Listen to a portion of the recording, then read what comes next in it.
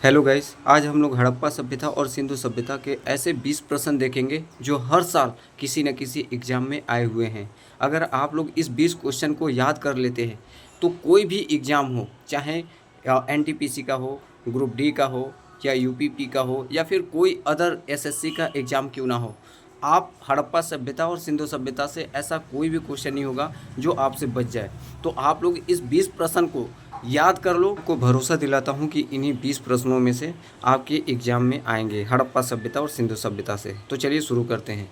Question number 1, Sindhu घाटी कालीबंगा स्थल किस प्रदेश में है? तो ऑप्शन ए राजस्थान में, ऑप्शन बी गुजरात में, option C Madhya Pradesh, option D Uttar Pradesh.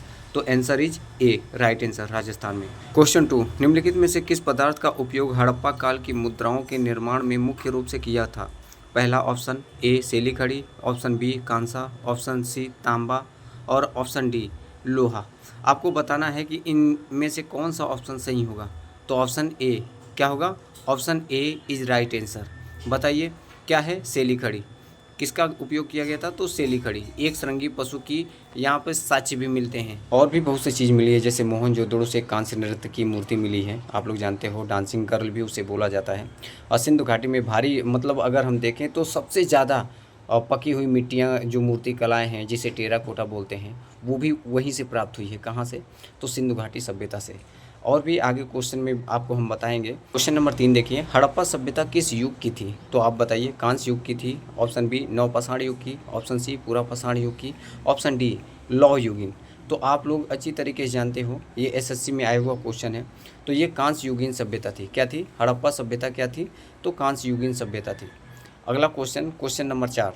Question number 4 क्या कह रहा है कि सिंधु घाटी सभ्यता के लोग का मुख्य व्यवसाय क्या था? मतलब कह रहा है कि सिंधु घाटी सभ्यता के लोगों का मुख्य व्यवसाय क्या था? तो व्यापार था, ऑप्शन बी पशुपालन थी, ऑप्शन सी शिकार था, ऑप्शन डी कृषि था। तो क्या है? Option A is right answer. क्या होगा? व्यापार। और भी बहुत सी चीज़ें मिलते हैं, जैसे हड़प्पा सभ्यता का प्रमुख फसल क्या था? तो गेहूं और जौ। आप जानते हो कि चावल का साक्ष्य जो है वो हड़प्पा सभ्यता या फिर सिंधु घाटी सभ्यता, यहाँ पर थोड़ा कम मिला है। ये जो चावल का साक्ष्य है रंगपुर, आप लोग जानते हैं रंगपुर में ये चावल का साक्ष्य सबसे ज़्यादा मिला है। यहाँ पर लिखा भी है रंगपुर और लोथल से चावल का प्रमाण मिलता है। चांदी का प्रयोग भी हड़प्पा वासी सबसे पहले किए थे। और कपास की खेती सर्वप्रथम आप लोग जानते ही हैं कि कहाँ पर? तो हड़प्पा सभ्यता में हुआ करता था। जैसे शतरंज होते हैं, जिसे हम चेस भी बोलते हैं, ये हड़प्पा वासियों द्वारा ही शुरू किया था। और कपास को यूनानी लोग क्या बोलते थे? तो सिंडन कहते थे। क्या बोलते थे? सिंडन। समझ रहे हैं ना? तो ये क्वेश्चन 4 था। अब हम लोग क्वेश्चन 5 देखते हैं। क्या लिखा है क्वेश्चन 5? हड़प्पा सभ्यता के निवासी थे कैसे? ग्रामीण, शहरी, यायावर मतलब खाना बदोश, जनजाति। तो क्या होगा आंसर? बताइए। Option B is right answer, शहरी। क्या थे? तो शहरी। आप जानते हो कि ईंटें वगैरह सब प्राप्त होने वाले कहाँ पर? तो हड़प्पा सभ्यता, मतलब पकी हुई ईंटें प्राप्त होते थे। आप देखो मोहनजोदड़ो से बहुत बड़ा स्नानागार प्राप्त हुए हैं, है ना? तो ये चीज़ें हैं। क्वेश्चन नंबर अब 6 देखते हैं। क्या बोला है? सिंधु सभ्यता के घर किसके बनाए जाते थे? ईंट से, बांस से, पत्थर से, लकड़ी से। तो अभी मैंने बताया आपको, सिंधु घाटी के लोग वहाँ पर बड़े बड़े बिल्डिंगें, ऊंची ऊंची मकानें बनाते थे, है ना?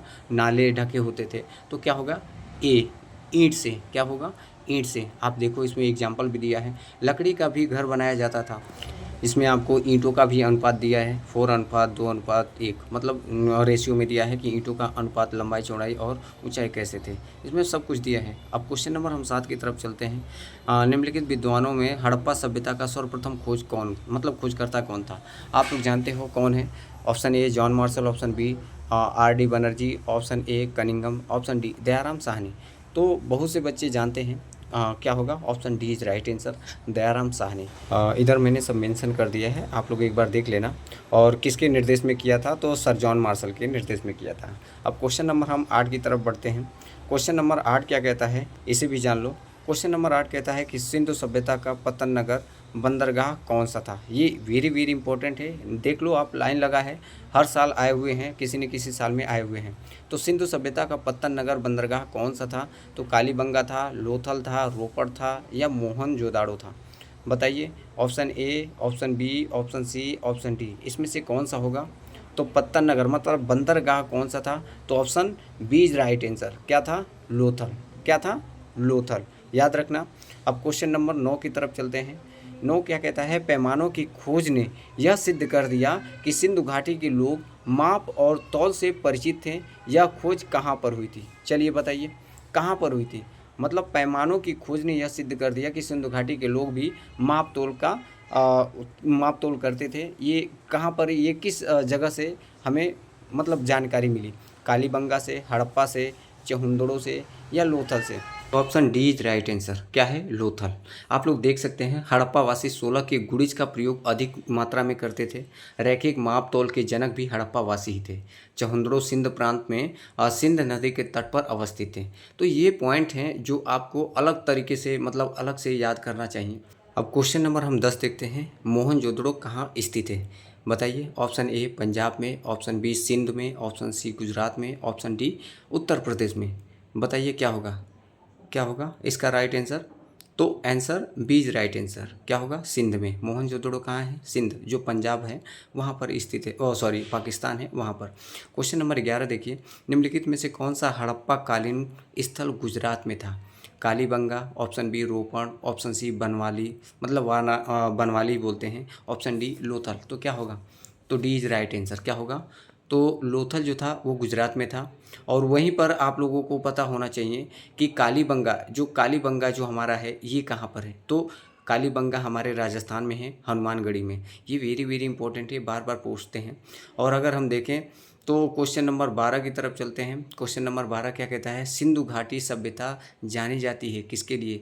ये इस क्वेश्चन में बच्चे मार खा जाते हैं। वेरी वेरी इंपॉर्टेंट है। किसके लिए जानी जाती है? अपने नगर नियोजन के लिए, मोहनजोदड़ो एवं हड़प्पा के लिए, ऑप्शन सी अपने कृषि संबंधी कार्यों के लिए, ऑप्शन डी अपने उद्योगों के लिए। तो बच्चे इसमें बी आंसर मारते हैं, लेकिन बी गलत है।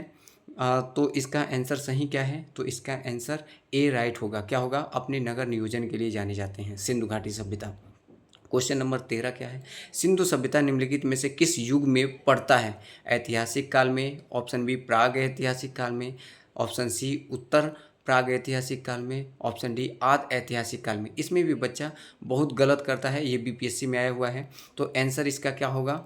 तो डी इज राइट आंसर। बच्चे बहुत से ऐतिहासिक काल लगाते हैं, लेकिन ऐतिहासिक नहीं है, आद ऐतिहासिक काल है। Question number 14। सिंधु घाटी सभ्यता की विकसित अवस्था में निम्नलिखित में से किस स्थान में घरों में कुआं के अवशेष मिलते हैं? कुएं के अवशेष मिलते हैं घरों में। कहाँ पर? हड़प्पा में, कालीबंगा में, लोथल में, मोहनजोदड़ो में। तो आप बता सकते हैं कहाँ पर मिलते हैं?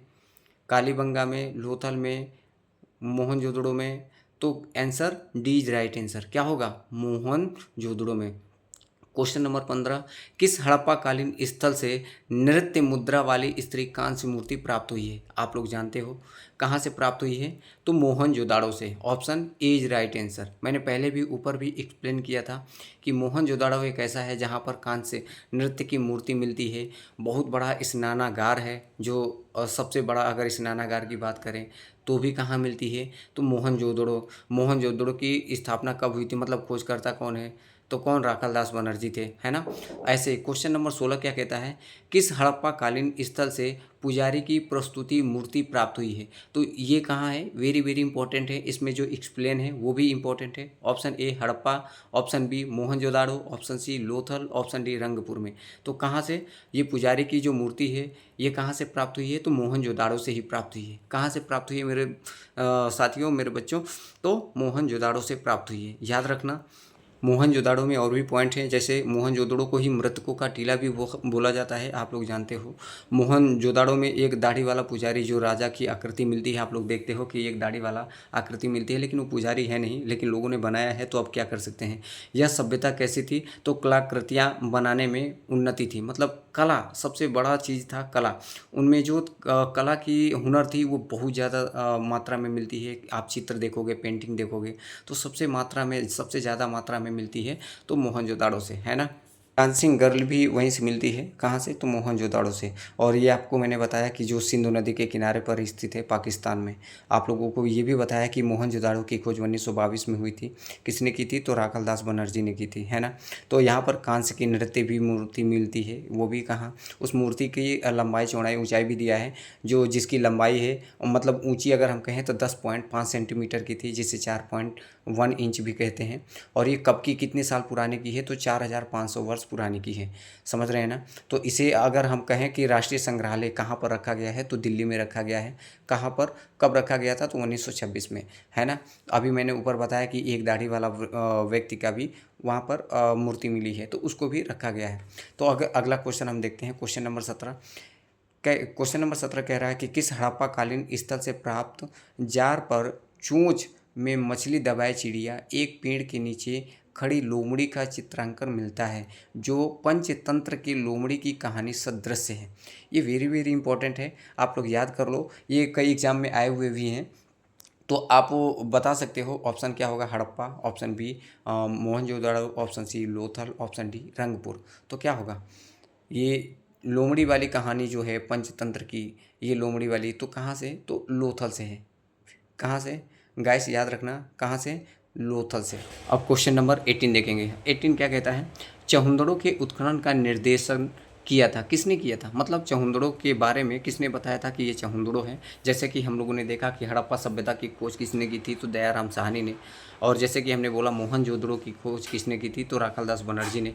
तो ये चीज़ें ऐसे ही चहुंदड़ों के उत्खनन के बारे में किसने बताया, आप लोगों को बताने हैं। तो क्या है, ऑप्शन ए J.H. मैके ने, option B sir John Marshall ने, ऑप्शन सी R.E.M. व्हीलर ने, option D sir Aurel Stein ने। क्या होगा, तो option A is right answer. Sir क्या है, J.H. मैके ने, किसने, J.H. मैके ने चहुंदड़ों की उत्खनन के बारे में बताया। Option A is right answer. Question 19, Sindhu घाटी सभ्यता जिन नदियों के तट पर बसी थी वे थे कौन कौन से, सिंधु, चिनाब, झेलम, गंगा। तो ऑप्शन भी इसमें दिया है 1 2, 1 2 3, 2 3 4 और या सभी। तो आप आंसर क्या होगा, answer B is right answer. Sindhu नदी के किनारे गंगा नदी नहीं बसी थी, याद रखना। बाकी सभी सिंधु, चिनाब, झेलम ये नदियाँ बसी हुई थी, याद रख लो। 1 2 3 क्या रहेगा, 1 2 3 याद रखना। अब क्वेश्चन नंबर 20 देखते हैं। हड़प्पा स्थलों में अभी तक किस धातु की प्राप्ति नहीं हुई है, ऑप्शन ए तांबा, ऑप्शन बी स्वर्ण, ऑप्शन सी चांदी, ऑप्शन डी लोहा। तो ये आज के लिए होमवर्क रहेगा, आप लोग कमेंट करके बताइएगा कि इसमें ऑप्शन क्या होगा, 20 का क्वेश्चन का आंसर क्या होगा। तो आज के लिए इतना ही सेक्शन रखते हैं, क्योंकि ये वेरी वेरी इंपॉर्टेंट क्वेश्चन है। अगर आप इसे याद कर लेते हो तो मैं फिर आप लोगों से कहता हूँ कि आपके कोई भी हड़प्पा सभ्यता से क्वेश्चन बनेगा, बना दोगे। जाते जाते मैं बस आप लोगों से इतना ही कहना चाहूँगा कि आप लोग अगर मेरे चैनल पर नए हो तो मेरे चैनल को सब्सक्राइब जरूर करना, ताकि जितने भी इम्पोर्टेंट क्वेश्चन हो, हड़प्पा सभ्यता हो या फिर कोई इतिहास के जितने भी क्वेश्चन हैं, सभी मैं आप लोगों के सामने ला सकूँ, जो हर साल एग्जाम में आए हुए हैं। बस आज के लिए इतना रखते हैं। Thank you very much.